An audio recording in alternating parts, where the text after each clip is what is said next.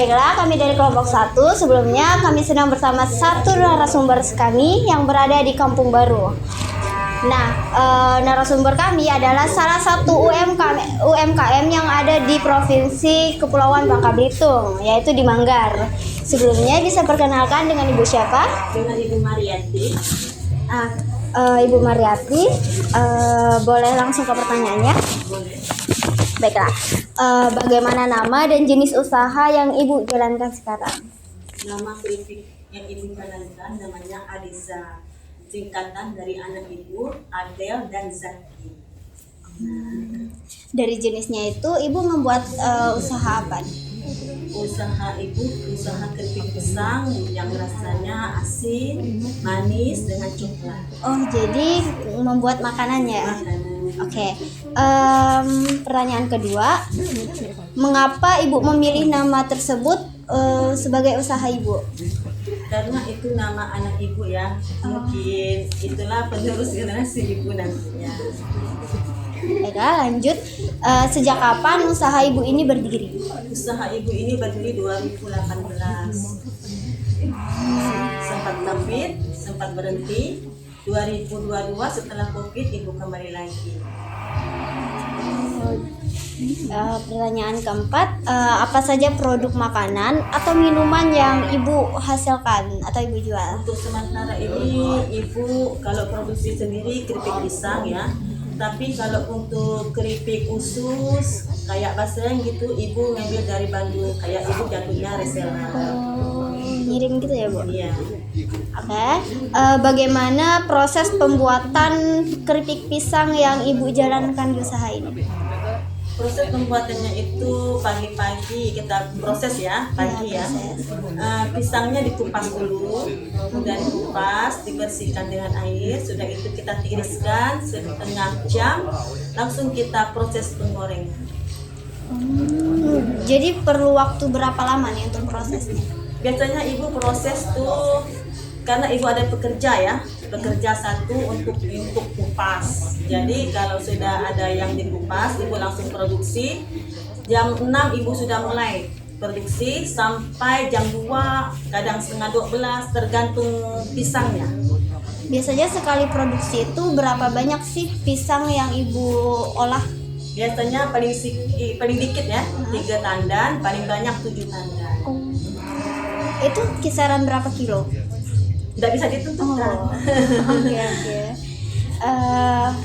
Lanjut Pertanyaan ke-6, bagaimana Ibu awal mula memulai usaha ini? Ibu asal mula usaha itu pertama yang rasa asin dengan manis. Setelah anak Ibu kuliah di Lampung, dia pulang ke Belitung bawa keripik rasa coklat. Karena di Lampung kan terkenal keripik pisang rasa coklat. Jadi Ibu punya ide, oh kenapa ya di sini Ibu nggak niru punya produk dari Lampung? Karena di sini kan Ibu kira nggak ada ya keripik pisang coklat. Nah, Ibu idenya dari keripik pisang coklat itu anak Ibu mulai kuliah di Lampung. Nah, untuk harga per piecesnya itu Ibu taruh di harga berapa? Kalau yang bungkus ekonomis itu 12.000, 1 kiloan 120.000. Tapi yang paling banyak laku biasanya yang ekonomis atau yang per kilo nih? Tergantung permintaan. Kalau reseller itu kan punya reseller ya, yang bawa itu reseller, mereka sistem beli bukan sistem nitip. Sistem beli dengan Ibu yang ekonomis. Karena yang ekonomis kan terjangkau ya dengan anak-anak, karena penggemarnya keripik pisang yang coklat bukan untuk anak-anak aja, emak-emak, bapak-bapak juga suka itu yang coklat. Ya, tadi harganya per pieces 12.000 ya? 12.000. Oke, lanjut. Selanjutnya, apa yang menjadi inspirasi Ibu dalam ciri khas yang Ibu buat, usaha yang Ibu buat? Inspirasi Ibu yang Ibu buat itu ini ya, Ibu suka yang ini, yang coklat itu, penggemarnya tuleblok gitu. Jadi Ibu makin giat. Jadi ciri khas dari produk Ibu itu apa? Ciri khasnya itu ya dari rasa mungkin ya, coklatnya kan, coklatnya di sini Ibu coklatnya kirim bukan beli di sini. Oh, jadi untuk kayak coklatnya, rasa asinnya itu mirip sama. Kalau rasa asin sama manis kan manual ya, manis kan cuman gula, asin kan cuman garam, tapi coklat itu ibu coklatnya beli di luar di Bandung. Kirim sama teman. Dalam menjalankan usaha ini, apa yang membedakan usaha ibu dengan usaha UMKM lainnya? Nggak ada beda sih. Cuman kita kan lain-lain keripik, ada keripik pisang, ada keripik sukun. Nah, jadi cuman perbedaannya cuman gitu aja, nggak ada beda apa ya. Menurut ibu dari yang sejauh ibu pandang kan pastinya ada juga UMKM yang jualan keripik pisang yang serupa dengan ibu. Jadi menurut ibu apa sih bedanya produk ibu dengan produk dia? Kalau di sini ibu pernah lihat sih ya di 878 tuh keripik pisang. Tapi pernah orang ngatain coklatnya yang beda. Coklatnya yang beda. Kalau punya ibu tuh coklatnya katanya sih enak ya, kata pelanggan gitu kan bilang ya. Kalau yang kemarin dia beli itu beda di coklat lah katanya. Beli sama orang yang lain, merek kan beda merek kita ya. Nah jadi kita tahu mana yang merek Adeza itu coklatnya enak, mana yang merek si A ini coklatnya ya kurang.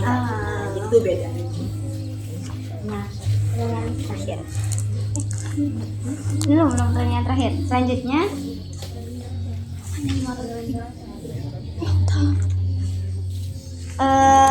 dalam menjalankan usaha ini, apakah ada pihak lain yang membantu ibu? Kayak menggaji gitu, kayak ibu ada memperkerjakan orang. Kalau pegawai ibu ada satu yang kupas pisang, itu digaji pakai per tandan. Jadi selesai kupas langsung ibu kasih gaji. Pertanyaan selanjutnya Bu, apa saja tantangan yang sering ibu hadapi dalam menjalankan usaha? Tantangan yang ibu hadapi dalam menjalankan usaha paling harga minyak ya, harga gula gitu mahal gitu. Cuma itulah tantangannya. Nggak ada tantangan lain, nggak ada. Untuk dari ini pembelian nih di pasaran, kalau dengan persaingan dengan UMKM lainnya itu menjadi tantangan ibu nggak?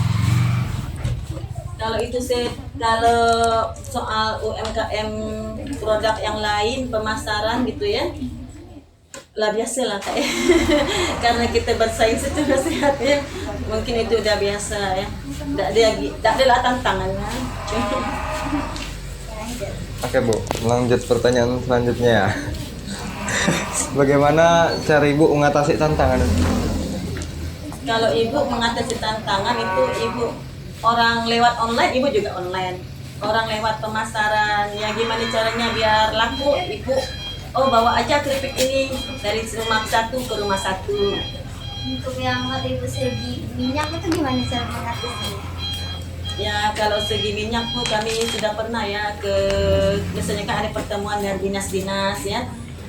Apa yang ini misalnya kurang dana atau apa gitu kan. Jadi kami sebut bahan pokok kadang susah didapat, kayak pisang itu kan bahan pokok ya, susah didapat karena pesaingnya kan lumayan pisang. Karena pisang kan banyak dibuat keripik, banyak dijual orang mentah, jadi masak itu kan, banyak dibuat orang kue, goreng pisang itu kan. Nah, kalau soal minyak, ya tergantung dari pusatnya. Kalau bisa sih ya harganya turun-turun lah gitu, karena ibu pakai Fortune, nggak pakai minyak merek lain. Kan pisangnya itu kan susah didapat. Nah biasanya ibu dapat dari mana? Pasar atau beli ke langsung? Ibu beli ke kebun orang langsung. Kalau kita beli ke kebun kan harga lumayan murah. Kalau kita beli di pasaran, ya dengan harga minyak tinggi, gula tinggi, mana ujung? Sekali beli itu berapa tanda? Tergantung ini Kak, tergantung di kebunnya. Kalau di kebunnya nanti ada semobil kijang diantar sama orang, iya 24 tandan diantar sama dia dari Aikel sama bapak-bapak dari Aikel. Ibu paling banyak produksi berapa tandan? Biasa tuh sehari 7 tandan, kadang sehari 3 tandan, tergantung pisangnya yang ibu dapat. Tapi kalau diantar pakai mobil Mobil kijang itu ibu sehari harus 7 tandan paling dikit. Karena kalau lama-lama kan pisangnya bisa matang, bisa masak ya. Untuk ngagise satu mobil itu yang biasa diantar itu tuh butuh berapa waktu? 3 hari. 3 hari. Ibu harus semangat ekstra. Oke Bu, lanjut ke pertanyaan selanjutnya. Apakah Ibu melihat adanya peluang untuk mengembangkan usaha ini? Ada sih, ibu tuh maunya peluang ibu untuk usaha ini di launching ke luar. Nah, Maunya. kalau menurut Ibu nih, peluang apa yang paling menjanjikan? Peluang yang paling menjanjikan. Kalau untuk peluang sekarang sih ya menjanjikan ya, karena ibu resellernya 15 reseller di Tanjung 2, di Badau 1, di Payak, di Gantung, di Penyok, di Kampit, paling banyak di Manggar. Jadi reseller ibu tuh yang dari Belitung aja ya? Nah, Sekitaran dari Belitung. di Tanjung cuma ada 2. Oke, lanjut. Oke, lanjut ke pertanyaan selanjutnya Bu. Bagaimana dampak teknologi, misalnya media sosial atau platform e-commerce terhadap pemasaran produk usaha Ibu nih? Maksudnya? Kayak gini, dampak dari sekarang kan adanya media sosial nih, kayak TikTok, IG, Telegram, Facebook, kadang ibu-ibu kan untuk promosi produk ibu. Lewat media. Iya, apakah media sosial tersebut berdampak dengan pemasaran Ibu. produk ibu? Ya. Enggak. Malahan kalau ibu postingnya, kalau dampak negatif enggak deh, tapi kalau dampak positif, kalau ibu posting langsung, Kak antar ini, Kak antar ini, alhamdulillah. Oh, jadi membantu ya? Membantu. Ibu biasa ngepost di mana? Di WA, di Facebook. Di WA, di Facebook. Kalau di Facebook tuh orang sering inbox kadang kan, tapi kalau kadang orang yang ada nomor WA ibu langsung di WA, Bu antar Bu. Banyak pekerjaan yang Anda miliki saat ini. Pekerjanya termasuk ibu ya 3. Yang tukang kupas 1, suami ibu tukang ngambil pisangnya, ibu yang tukang produksi. Bagaimana sistem distribusi atau pemasaran produk Anda? Contoh, secara online, pasar lokal, pameran, dan sebagainya. Pameran ibu ikut, media sosial pun diposting juga ya pemasarannya. Dibawa dari reseller. Mereka sistem melindak ya, bukan sistem bawa. Pertanyaan berikutnya, apakah Anda bekerja sama dengan pihak lain seperti distributor, toko lokal, atau platform online? Jika iya, bagaimana sistem kerjasamanya? Ibu gak sistem di toko-toko nyimpen gitu ya, enggak. Ibu sistem langsung reseller yang bawa, mereka sistem beli, ada barang, ada uang, udah mereka jual gitu mah. Enggak sistem titip, enggak. Dalam menjalankan usaha ini, apakah ada donatur yang membantu usaha Anda? Enggak deh. Uang pribadi. Bagaimana cara supaya usaha Anda disukai oleh masyarakat? Apa ya, biar disukai masyarakat ya mungkin kita posting terus biar mereka tahu, biar mereka beli beli keripik kita gitu kan biar rasa oh enak, cuma gitu aja lah biar semua suka gitu. Ya Bu, apa saja bahan baku yang dipakai untuk pembuatan produk? Pisang, minyak, gula, coklat. Ada itu aja. Terus dari mana sih Ibu ngedapatin bahan baku itu? Kalau pisang ibu beli ke kebun orang langsung. Kalau minyak, gula ibu beli di Bubble Mart. Oh ya Bu, lanjut ke pertanyaan selanjutnya Ibu ya. Iya. Apakah bahan baku yang digunakan mudah dapat atau sulit ditemukan? Bagaimana Anda mengatasinya?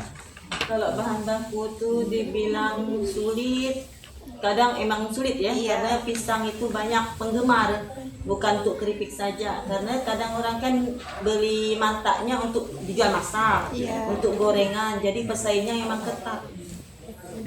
Kalau bahan pokok itu, bahan baku itu. Lanjut, apakah usaha ibu memberikan dampak positif terhadap lingkungan? Jika iya, bagaimana cara usaha ini berkontribusi? Dampak positif maksudnya ya kayak gitu. Keripik pisang ibu ini dapat kayak apa ya, memberikan hal-hal yang bermanfaat gitu bagi banyak orang. Bermanfaat sih pasti bermanfaat ya, karena kan keripik itu mengenyangkan juga ya, kenyang mungkin ya. Kalau berkontribusi itu misalnya kita bekerjasama gitu ya. Iya kayak. Bekerjasama. Kalau bekerjasama itu mungkin ibu dengan reseller itu bekerjasamanya, karena harga untuk reseller kan beda dengan harga per picis ibu jual.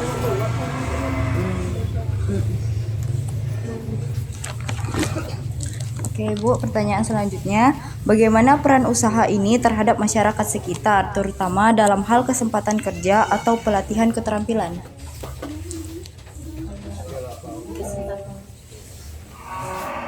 Kayak ada tuh orang-orang di sekitar nih yang kerja sama gitu kan Ibu? Tak juga. Jadi ibu sendiri Kak. Paling kini kan ibu ada pegawai dek kan, sikok kan, yang tukang kupas kan. Paling bersama dengan Belawi itu lah, yang tukang ngepas. Apa visi dan misi Anda dalam mengembangkan usaha ini ke depannya? Biar lebih ini ya, biar lebih disukai dari kalangan, baik kalangan anak-anak, dewasa, biar usaha ibu lebih maju. Dan usaha ibu keripik ini kalau bisa launching keluar, jangan cuman misalnya kalau dibuat oleh-oleh ke Jogja, ke Medan, ke Aceh, ke Malaysia, memang udah pernah ya, malahan dibawa orang umroh, udah pernah dibawa diposting di sana. Tapi maksud ibu tuh ada dari dinas itu, UMKM kita ini biar maju, launching langsung keluar. Oke, pertanyaan selanjutnya, apakah Anda memiliki rencana untuk memperluas pasar atau memperkenalkan produk baru? Jika iya, seperti apa rencana tersebut? Kalau untuk produk baru ibu belum kepikiran ya, karena ibu lagi fokus ke produk yang ini aja. Baik, pertanyaan selanjutnya, apa harapan Anda terhadap dukungan pemerintah atau masyarakat dalam membantu mengembangkan usaha kecil dan menengah seperti yang Anda jalankan? Usaha tanggapan dari pemerintah, alhamdulillah ibu udah dilengkapi dengan fasilitas MIB, halal, haki, hak merek, udah terdaftar semua. Itu semua udah dari bantuan dari pemerintah, tanpa serupiah ibu tidak bantuan. Apa pesan Ibu untuk para pelanggan Ibu? Mudah-mudahan keripiknya cepat habis, kita berjuang sama-sama biar semakin maju ke depan. Amin. Nah, Ibu kan sebagai UMKM nih, harapan Ibu untuk UMKM lain yang sedang merintis usaha seperti Ibu, mungkin gimana? Harapannya semua biar UMKM itu bisa maju, bisa lebih maju untuk ke depan. Selanjutnya, apa nasihat Ibu yang bisa Ibu berikan kepada generasi muda yang ingin memulai usaha seperti Ibu? Jangan malu kalau pedagang. Iya, Kita harus pasti. semangat karena ya istilahnya UMKM itu memang kalau dilihat satu orang nggak jual-jualan saja, tapi jangan nanti ya UMKM itu hebat. Untuk nih generasi muda nih kayak kami yang tidak ada keinginan untuk punya sifat kewirausahaan nih, menurut Ibu gimana sih? Kan Ibu seorang UMKM yang sedang punya usaha. Nah, gimana pendapat Ibu mengenai generasi muda yang nggak ada niat untuk Ibu dulu kayak gitu juga lah, nggak ada pemikiran ingin jadi UMKM ya. Ibu sering buka YouTube, sharing-sharing. Kok orang ini bisa ya? Kenapa ibu tidak bisa? Jadi ibu ya dari itu harus bisa gitu.